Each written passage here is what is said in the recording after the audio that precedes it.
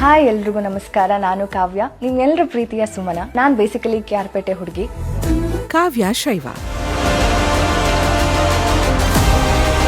ಕನ್ನಡ ಕಿರುತೆರೆಯ ನಟಿ, ಕೆಂಡ ಸಂಪಿಗೆ ಧಾರಾವಾಹಿಯ ಸುಮನ ಪಾತ್ರದಿಂದ ಜನರ ಮನಗೆದ್ದಿದ್ದಾರೆ.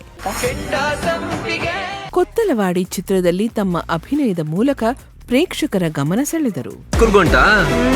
ಇಲ್ಲ, ದನ ಮೇಯ್ಸಕೊಯ್ತಾ ಬತ್ತೀಯಾ? ಇದೀಗ ಬಿಗ್ ಬಾಸ್ 12ರ ಸ್ಪರ್ಧಿಯೂ ಹೌದು.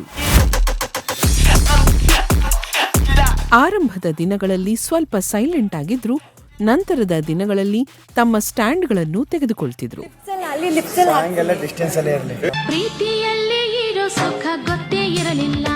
ಗಿಲ್ಲಿಯ ಫ್ರೆಂಡ್ ಕೂಡ ಹೌದು. ಏನ್ ನಿನ್ ಪ್ರಾಬ್ಲಮ್? ಮಾತ್ಬಿಟ್ಟಿದ್ಯಾರು ನೀನು? ಇನ್ಮೇಲೆ ಕಾವು ಕಾವು ಕಾವು ಅಂತ ರೇಗಿಸ್ಲೇಬೇಡ.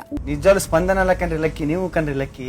ಎಲ್ಲರ ಜೊತೆಯಲ್ಲೂ ಸ್ವಲ್ಪ ಇರಿಸು ಮುನುಸುಗಳಿದ್ರೂ ತಮ್ಮ ಆಟವನ್ನು ಆಡ್ತಿದ್ದಾರೆ. ಅವಶ್ಯಕತೆ ಇರ್ಲಿಲ್ಲ. ನನಗೆ ಪರ್ಸನಾಲಿಟಿ ಮ್ಯಾಟರ್ಸ್. ಕಾನ್ಫಿಡೆನ್ಸ್ ಇರ್ಬೇಕು, ತುಂಬಾ ಓವರ್ ಕಾನ್ಫಿಡೆನ್ಸ್.